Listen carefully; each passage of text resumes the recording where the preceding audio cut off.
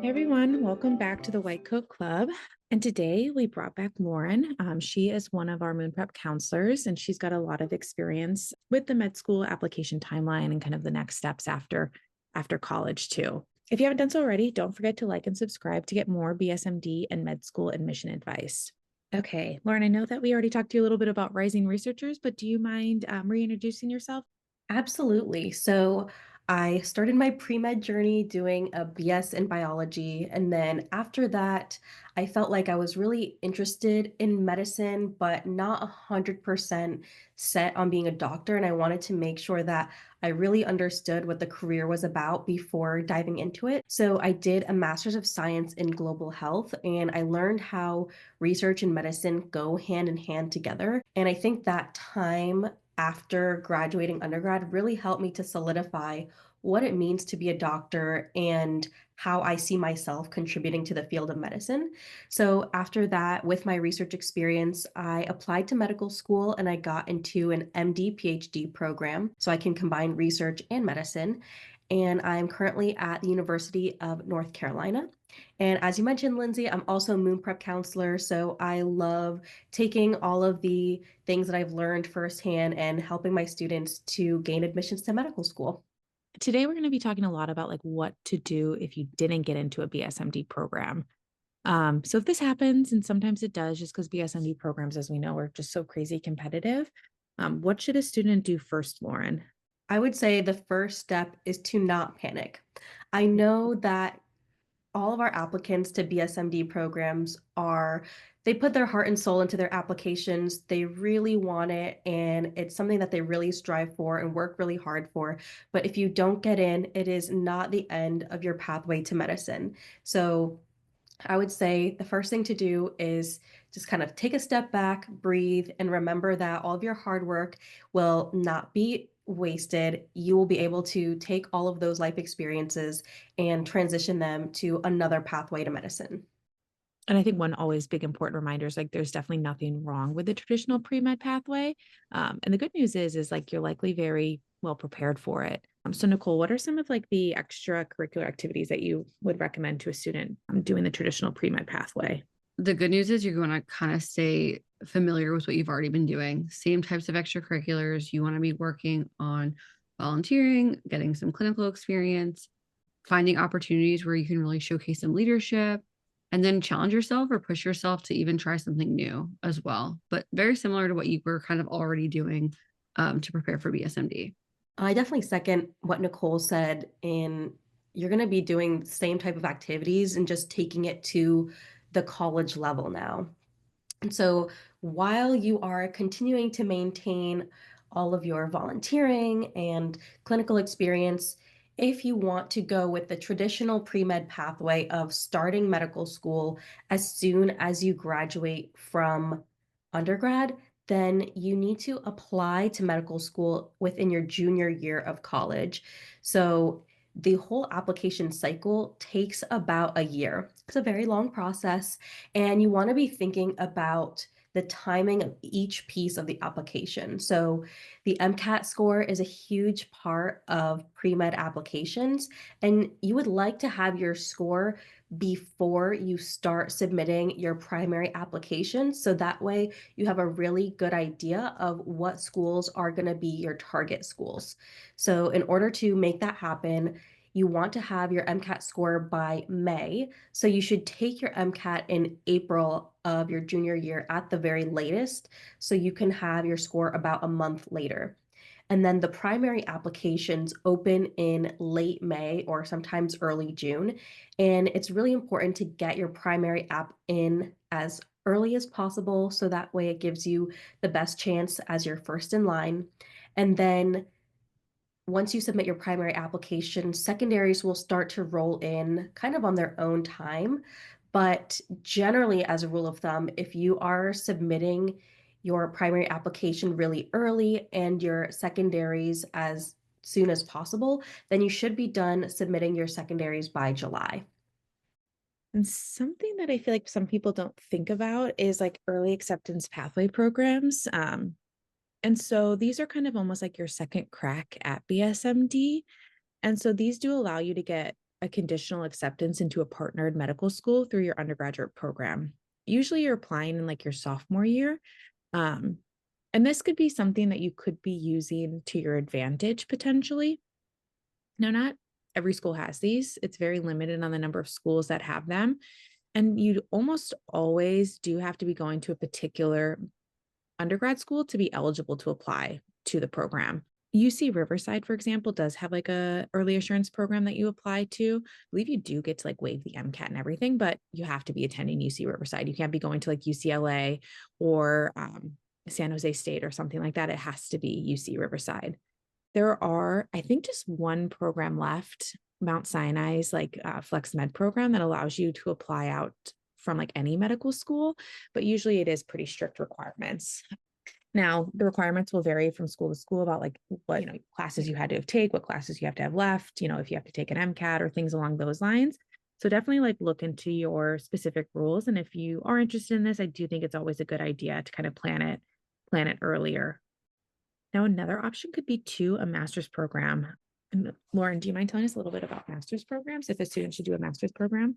Absolutely. So, as I mentioned at the beginning, I myself have done a master's program, so I may have a little bit of bias, but I would say that if you are maybe not sure if medicine is the path for you, or if you're really interested in research, or if you need to boost your academic credentials, doing a master's program can be beneficial before starting medical school. So, it's definitely not required, but in certain cases, it can be beneficial.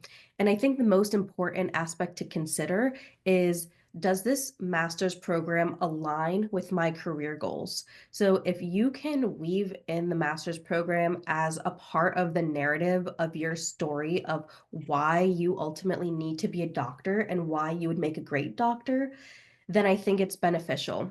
However, if you are just taking a random master's program because you think it'll boost your admissions and you don't really have any purpose for why you're doing this master's program, then I think it is not beneficial to your application because it's not going to make sense with the full story of who you are. So you just want to make sure that you are taking the time to do a master's program because it's really going to help you on your career pathway. If you're someone who maybe has a lower GPA and you are considering a master's program because you want to show that you can handle a rigorous course load, that is one option, but you can also do a post-bac to take some more rigorous courses and show that you can handle the course load.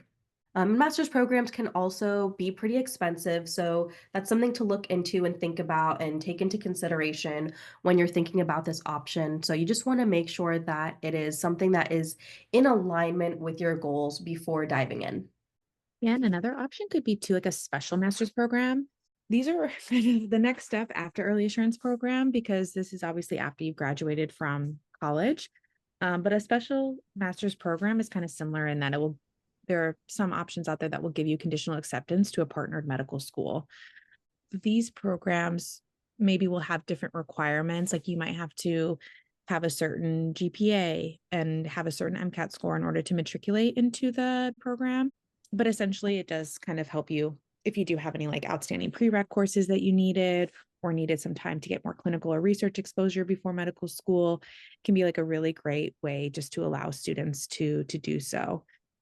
Now, unfortunately, the people on this podcast are definitely not our experts on special medical school programs, but some of our coworkers definitely have helped quite a few students apply to these. And so if you do need any help with special master's program and want like a deeper dive into what those entail, definitely reach out to us and we can connect you with the people who do have kind of more in-depth information about that.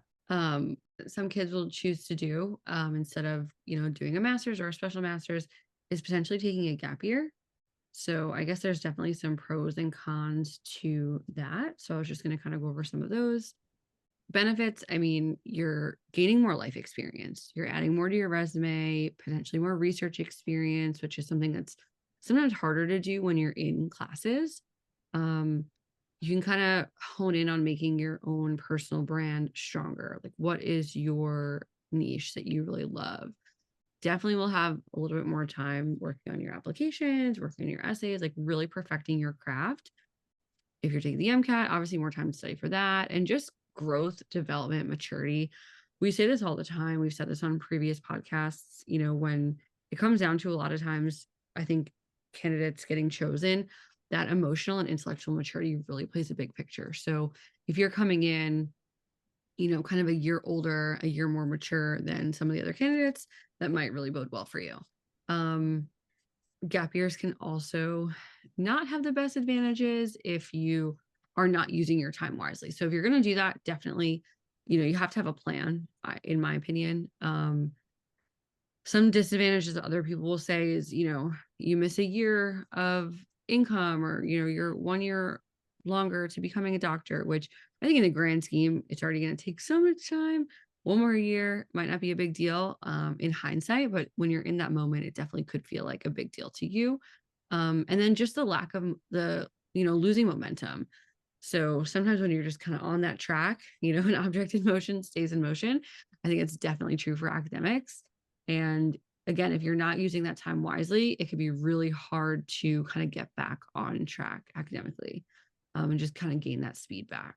But other than that, a lot of our kids that we've chatted with and worked with are, about to take a gap year, or they're in their gap year and they want to kind of make the best of it. And that's definitely something that we've helped with a lot in the past. Yeah, I'm actually currently working with a student who was getting prepared to apply this cycle, and he would be applying in the traditional pre-med pathway, but he actually got a interview for a research position at Harvard, and he decided that he would rather take 2 years to commit to this research position to gain more research experience, life experience, and all the benefits of a gap year before applying to med school, because not only did he feel that it would make him a better applicant for med school, but just a better doctor in the long run. And that is a personal choice, and so that may be something that really stands out to some people and seems like a great idea for them, but it may not appeal to others, so it really is a personal decision. Yeah, I think that what you just said is really important to remember is like there really is no like one right path to medicine. You could go so many different ways. And I'm sure if you were to talk to like 10 different medical school students, like a lot of them did different things and like had different journeys. And that's kind of like the beauty of this part of the process is you really can follow your passions and interest. And, at the end of the day, as long as it's like something that you want to be doing, it's all that really matters. But I suppose like one always big fear is how do admissions officers view a gap year? Would this be like a disadvantage if that were to happen? Yeah, that's a great question. I think it's a common misconception that a gap year is viewed negatively because some people might think, oh, well, why were you not able to apply to med school straight out of undergrad? But that is very kind of going away. So a gap year is viewed as perfectly fine as long as you were productive and you were continuing to do all those activities that we recommend that you do as a pre-med. So continuing getting clinical experience, research. If you've graduated, then maybe even working somewhere in the healthcare field. So, as long as you are contributing to those experiences that are ultimately going to make you a stronger candidate, then a gap year is not viewed negatively at all. Yeah, I would agree with that. I think, again, if you're spending the time doing productive things and you can share all of what you've been doing during that year, I don't think it's negative. Cool. Anything else you guys want to add? I guess I just want to reiterate that if you are someone who is committed to the field of medicine, then don't be dismayed if you don't get into a BSMD program, because as we just went over, there's so many pathways to medicine. And I like to always say that med school will always be there. So if you decide to do a master's program first, or if you decide to get a job first out of undergrad and then come back to applying to medical school, it's still always an option to apply. Cool. Well, I think that's it for us for the White Coat Club this week. Hopefully you learned a lot about what to do if you didn't get accepted into a BSMD program. Just remember, don't panic and keep on working towards your goals. If you don't get accepted, it definitely is not an indication that you are not worthy or that you aren't a good candidate for BSMD programs. Maybe you just weren't right at the time. And so it can definitely work for you as long as you continue to work towards your goal and continue to build up your profile kind of in a productive way. But as you continue on your journey towards medical school, don't forget to continue to like and subscribe to get more great BSMD and med school admissions content. See you next time.